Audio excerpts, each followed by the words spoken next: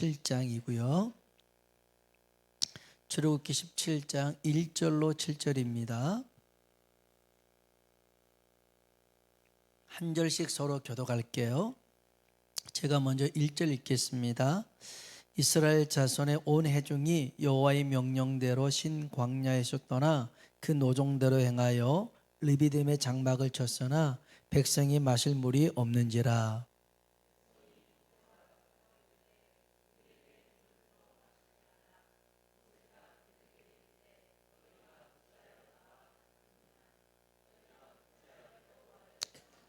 거기서 백성이 목이 말라 물을 찾으매 그들이 모세에게 대하여 원망하여 이르되 당신이 어찌하여 우리를 애굽에서 인도해 내어서 우리와 우리 자녀와 우리 가축이 목말라 죽게 하느냐.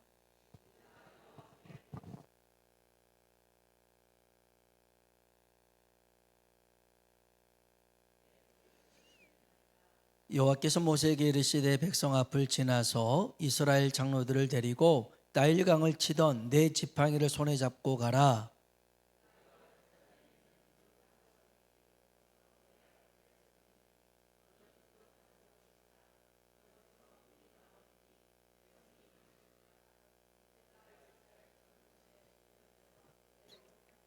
같이요. 그가 그곳 이름을 마사 또는 무리바라 불렀으니 다투었으며 또는 그들이 여호와를 시험하여 이르기를 여호와께서 우리 중에 계신가 안 계신가 하였음이더라. 아멘. 우리 한번 서로 한번 인사합시다. 하나님의 은혜가 당신에게 임하기를 원합니다. 하나님의 은혜가 당신에게 임하기를 원합니다. 한 번 더 하나님이 당신에게 복 주시기를 원합니다. 하나님이 당신에게 복 주시기를 원합니다. 아멘. 이스라엘 백성들이 애굽에서 나온 지 한 45일, 한 달 보름 만에 르비딤이라는 곳에 왔습니다. 르비딤, 피듬 그런 건 아니고요. 뜻은 휴식처 쉼터입니다. 르비딤은 쉼터라는 뜻이 있어요. 쉼터에서 뭐 해야겠어요? 잘 쉬어야겠죠. 휴식해야겠죠. 그런데 이 르비딤을 휴식처 쉼터로 삼지 못하고 그들은 마사, 무리바라고 이 지역 이름을 바꿔버리죠.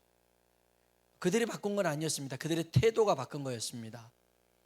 마사라는 뜻은요, 무슨 뜻이냐면 시험하다라는 뜻입니다. 시험하다. 그 다음에 무리바라는 뜻은 다투다라는 뜻입니다. 그러니까 이들이 이 실수 있는 르비딤에서 다투고 하나님을 시험해 버렸습니다. 왜 그런 거 하니 여기가 보니까 물이 없어서 그랬다. 하지만 실제로는 하나님의 능력을 믿지 못해서 그랬습니다.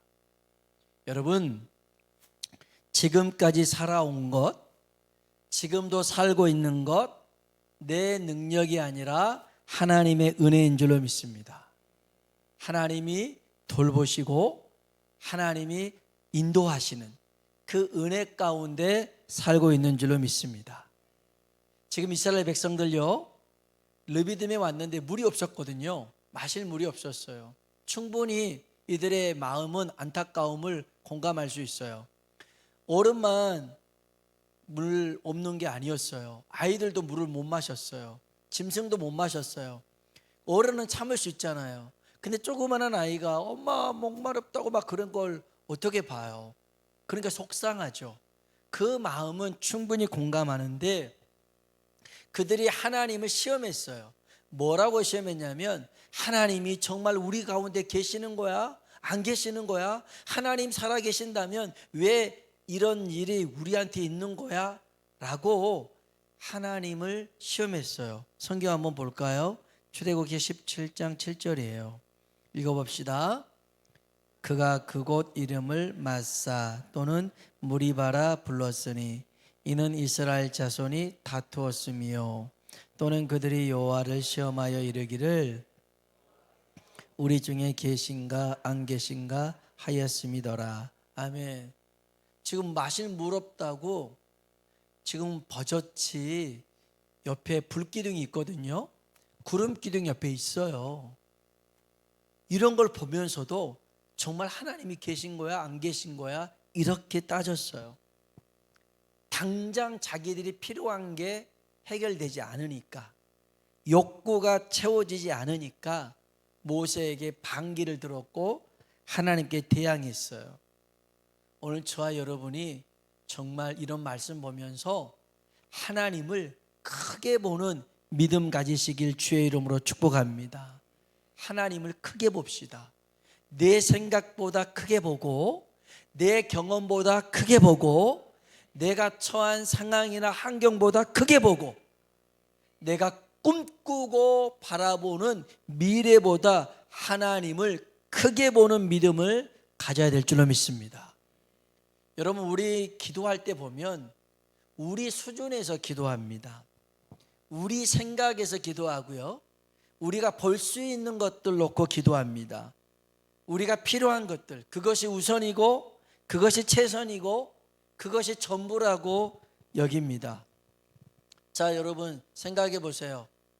오늘 여러분 하나님 앞에 기도하는데 여러분의 기도 제목이 뭐예요? 뭘 놓고 기도하나요? 가족 구원을 놓고 기도하시나요? 좋죠. 가족의 건강이요? 여러분이 아프니까 치료받기를 원하시는 곳 기도해야겠죠. 또요, 시험 보는 학생들이 있는데 좋은 성적 거두게 해달라고 기도하겠죠. 좋은 대학, 좋은 직장 갈 수 있도록. 또 좋은 배우자 만나서 결혼 잘하는 거 기도하겠죠. 돈이 여유 있었으면 좋겠다고 기도하겠죠. 대한민국이 내일 축구하는데 32강 진출했으면 좋겠다고 기도하는 분도 있을지 모르겠어요. 자, 왜 이런 기도해요? 대한민국에서 살고 있으니까 이런 기도하는 거예요.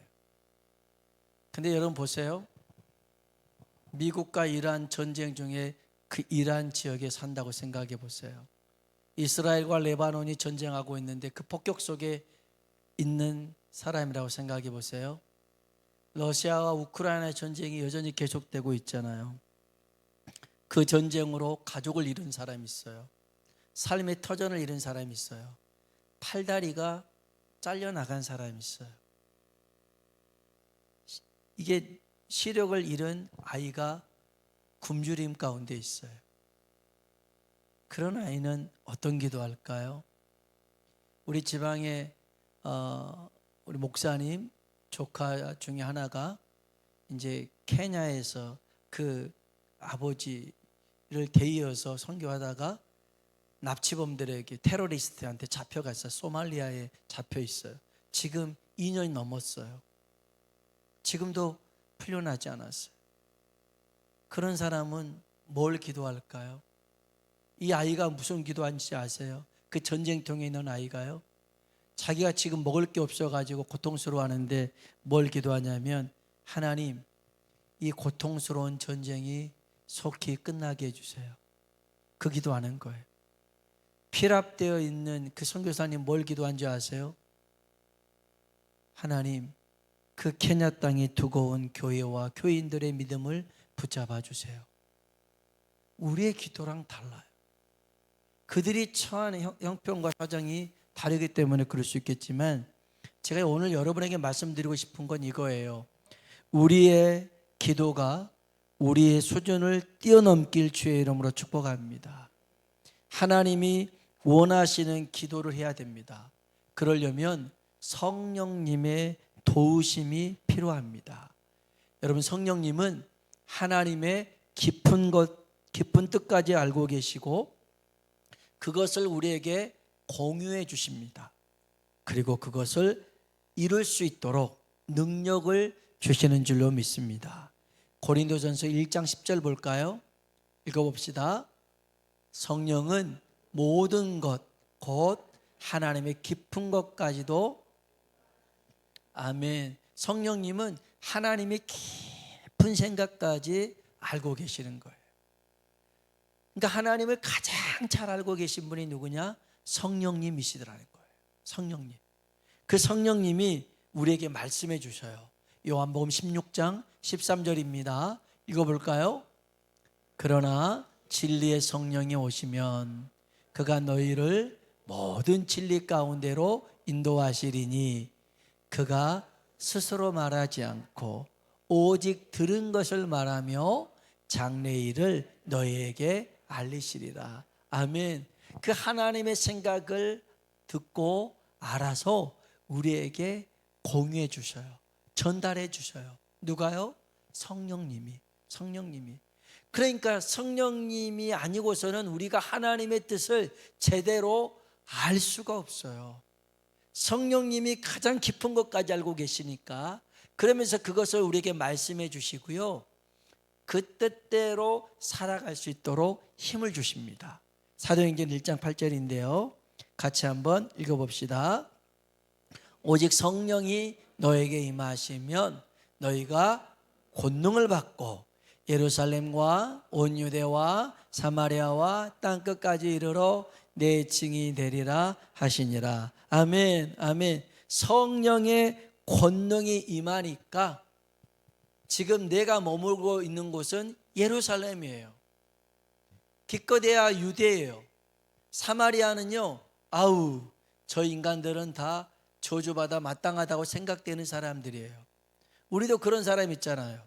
나랑 생각이 다르고 사상이 다르고 이념이 다르고 정치 색깔이 달라요.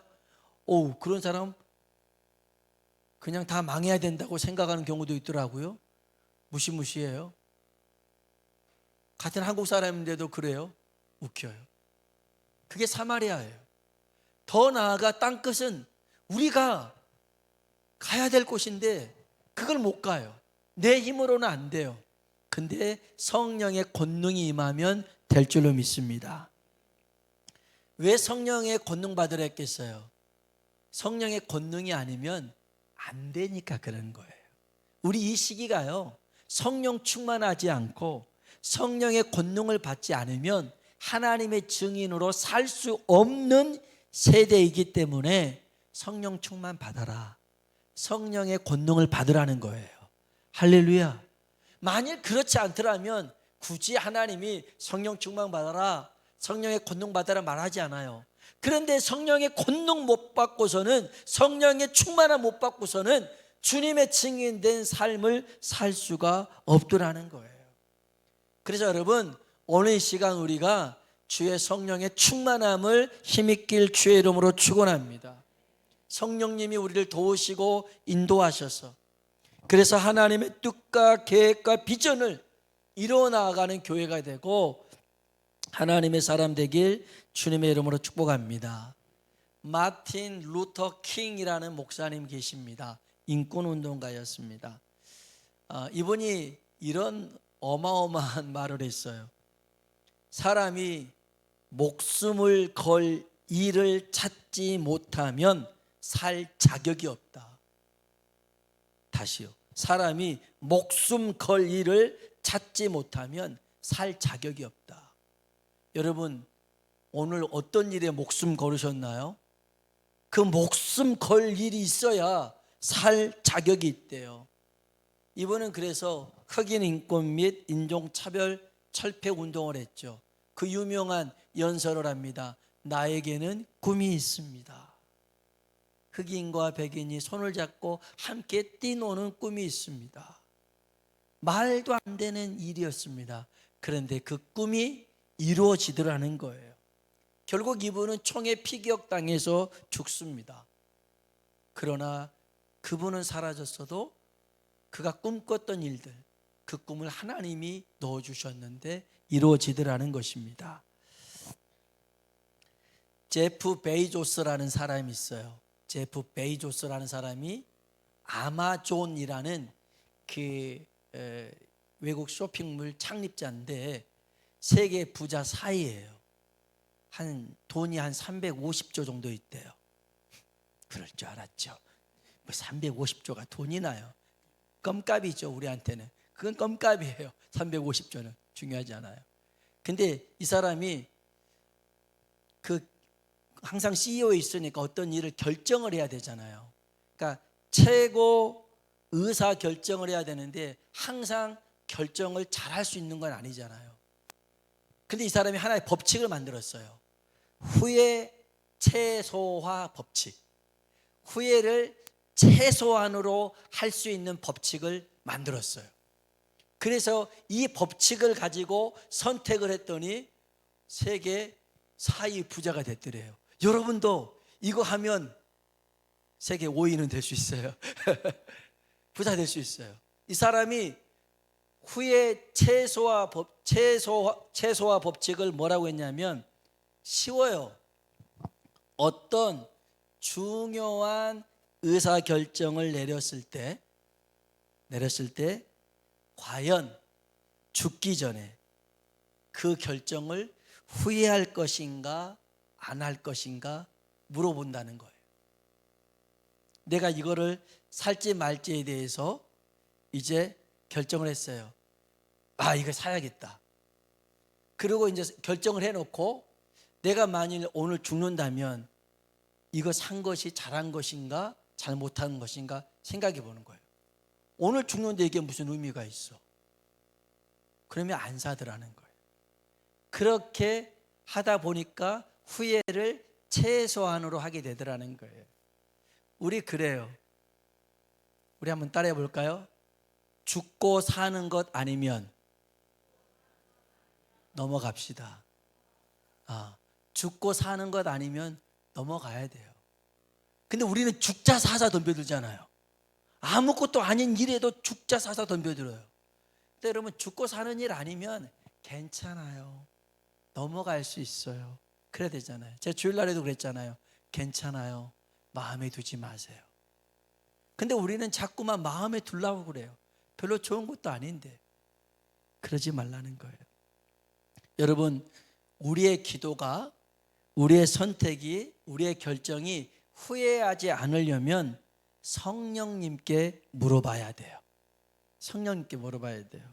내 생각보다 먼저, 내 계획보다 먼저, 내가 원하는 결과보다 먼저 성령님께 물어봐야 돼요. 여기 비슷한 얘기가 나와요. 사도행전 16장인데요. 바울이 이 선교를 하려고 했을 때 일입니다. 6절로 10절 좀 천천히 한번 읽어볼까요? 읽어봅시다.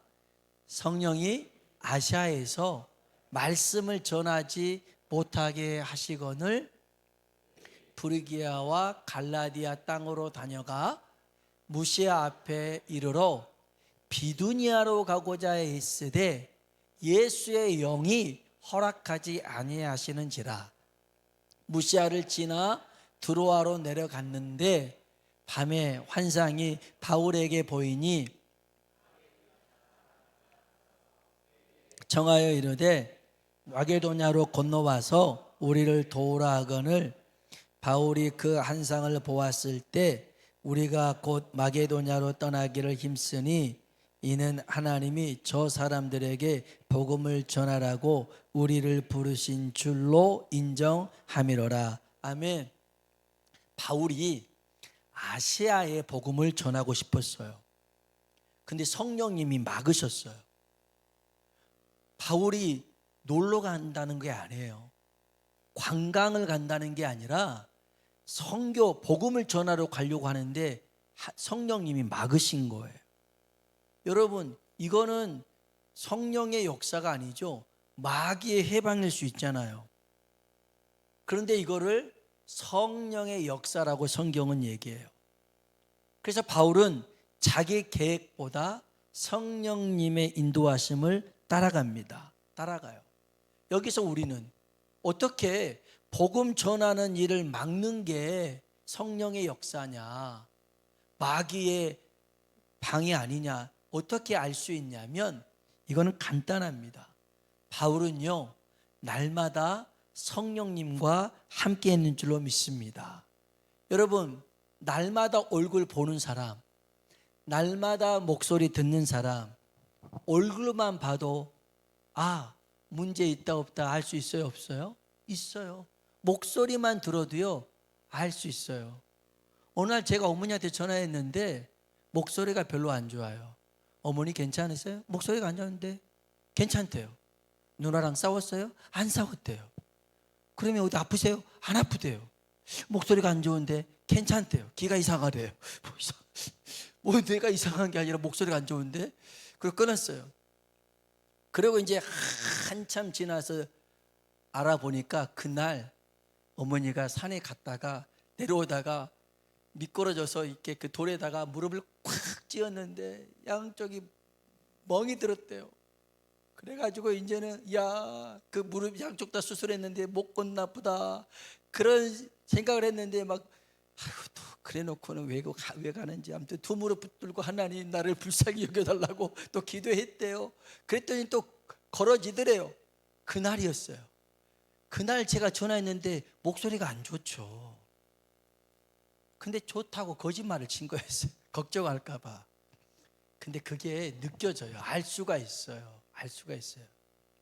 매일 전화하고 매일 얼굴 보면요, 아, 얼굴만 봐도 목소리만 들어도 그 상태를 알 수 있는 것처럼 바울이 어떻게 복음 전하는 것을 막는 이 일에 성령님이 하신 것을 바울은 날마다 성령님과 함께 했기 때문에 알 수 있었더라는 것이죠. 사랑하는 성도 여러분, 우리도 날마다 성령님과 함께 살아가길 주의 이름으로 축복합니다. 성령님은 아시아로 복음을 전하는 게 아니라 유럽 쪽으로 이 마게도냐로 먼저 복음을 전하기를 원하셨던 거였어요. 바울은 아시아 쪽으로 가고 싶었어요. 이게 자기 생각이었어요. 이게 자기 계획이었어요. 근데 성령님이 막으셨어요. 그래서 꿈의 환상 가운데 마게도냐 사람들이 와서 우리를 도라니까 바울이 그때 어떻게 반응하냐면 여기 16장 10절 볼까요? 읽어봅시다. 바울이 그 환상을 보았을 때 우리가 곧 마게도냐로 떠나기를 힘쓰니 이는 하나님이 저 사람들에게 복음을 전하라고 우리를 부르신 줄로. 아멘. 부르신 줄로 뭐 했다고요? 인정했대요. 이 인정했다라는 뜻이 뭐냐면 하나님의 뜻에 자신의 의지를 맞추고 결합시켰대요. 아, 내 뜻은 그게 아닌데 하나님의 뜻이 이것이니까 하나님의 뜻에 자신의 의지를 맞추고 결합시켰대요. 이걸 인정한 거예요. 인정한 거예요.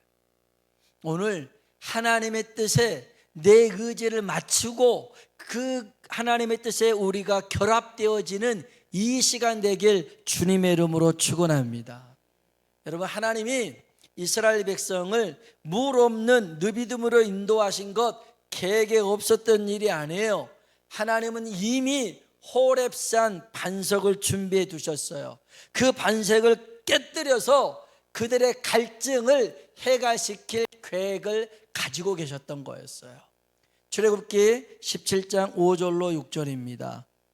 같이 한번 읽어볼까요? 여호와께서 모세에게 이르시되 이스라엘 장로들을 데리고 손에 잡고 가라. 내가 호렙산에 있는 그 반석 위 거기서 내 앞에 서리니 너는 그 반석을 치라. 그것에서 물이 나오리니 백성이 마시리라. 모세가 이스라엘 장로들의 목전에서 아멘, 아멘. 이제 이 호렙산 시내산 위치를 두고요, 기독교 고고학이나 성경 해석학에서 뜨거운 논쟁이 있어요. 뭐 우리가 신학생들도 아니니까 뭐 깊이 들어갈 필요는 없으나 그래도 간단하게 하면 전통적인 견해는 이 호렙산은 이집트 시나이 반도에 있다. 이게 이제 기원 4세기부터 수천 년 동안 그렇게 인정했던 설이었어요. 그래서 이집트 시나이 반도 남부에 위치한 자발 무사, 모세의 산이라는 뜻인데 거기를 시내산, 보통 우리가 다 그 애굽에서 나와서 이집트에 있는 시내산이라고 그래요. 근데 새로운 관점이 있어요.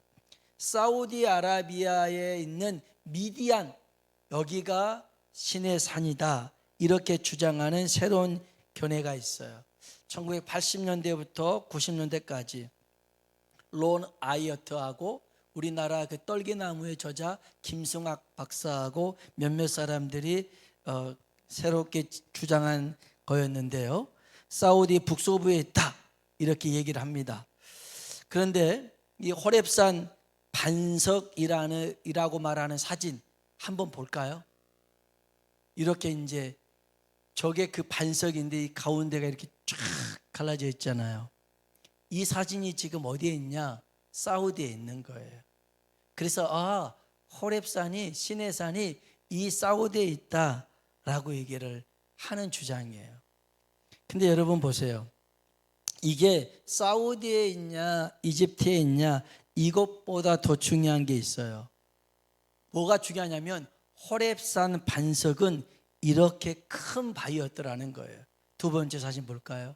그 갈라진 틈에 사람이 있잖아요. 밑에서 찍은 거예요. 엄청 큰 바위였어요. 제가 몇 년 전에 우리 여성교회랑 같이 설악산 흔들바위를 가봤어요. 처음 가봤어요. 저는 설악산 흔들바위. 엄청 클 줄 알았어요. 그래가지고 막 사람들이 막 많이 이렇게 해가지고 막 굴러 떨어졌다니 막 그런 말이 있어가지고 엄청 클 줄 알았더니 별로 안 커요. 그 제가 밀어도 넘어가겠어요. 안 넘어지긴 하던데, 와, 그때 조금 상처받았어요. 이 흔들바위 보고 요만하더라고요. 소문만 요란했구나 했는데, 이 설악산 흔들바위 정도가 아니에요. 이 호렙산 이 반석은요, 어마어마하게 큰 반석이 갈라져 가지고 거기서 샘물이 흐르는데, 어떤 사람이 이걸 이렇게 묘사해 놨어요. 세 번째 그림 한번 볼까요? 이 반석에서 이렇게 물이 쫙 밑에서 흘러요. 그래서 이렇게 쫙 흘러가지고 사람들한테 마신다는 거예요. 그러면서 그들의 목마름이 해결됐더라는 거예요. 여러분, 자, 이게 어디에 있느냐, 이집트에 있느냐, 사우디에 있느냐, 이게 중요한 게 아니에요. 이렇게 커다란 바위가 어떻게, 반석이 어떻게 깨질 수가 있느냐. 여러분, 이거는 모세가 깨뜨렸다라고 볼 수가 없어요. 볼 수가 없어요. 하나님이 이 반석을 깨뜨리신 거죠.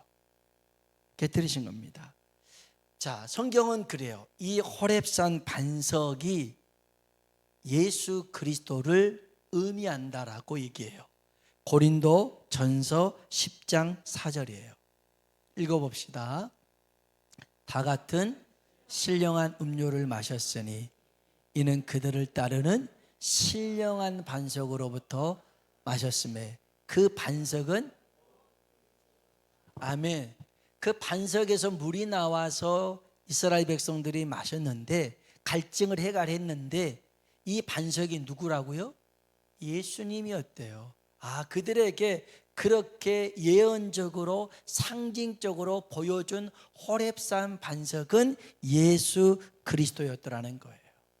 그러니까 예수님이 깨어지심으로, 달리 말하면 십자가의 죽으심으로 우리의 죄를 대속하시고 영원한 생명을 허락하신 줄로 믿습니다. 여기서 중요한 게 있어요. 예수님이 십자가에 죽으신 것은 능력이 없어 죽은 게 아니라는 거예요.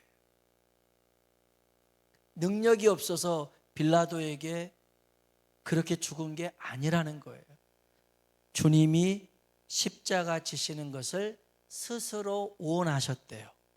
성경 볼까요? 요한복음 10장 17절 18절입니다. 읽어봅시다.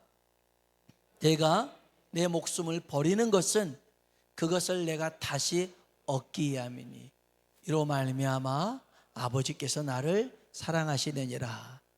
이를 내게서 빼앗는 자가 있는 것이 아니라, 아멘, 예수님이 스스로 목숨을 버리신 거예요. 왜요? 우리 영혼을 살리기 위해서. 이걸 하나님이 기뻐하시고 이로 말미암아 하나님이 사랑하시니 주님이 목숨을 스스로 버리셨더라는 거예요. 우리를 대신하여서. 고린도 후서 8장 9절에 보면 우리는 죄로 인해서 정말 가난해진 사람이에요. 하나님이 약속하신 그 축복을 다 빼앗겨버린 사람이에요. 그런데 부요하신 예수님이 우리를 위하여 가난하게 되셔서 우리를 다시금 부요하게 만드신 줄로 믿습니다. 고린도후서 8장 9절 마지막으로 읽어볼까요? 우리 주 예수 그리스도의 은혜를 너희가 알거니와 부요하신 이로써 너희를 위하여 가난하게 되심은.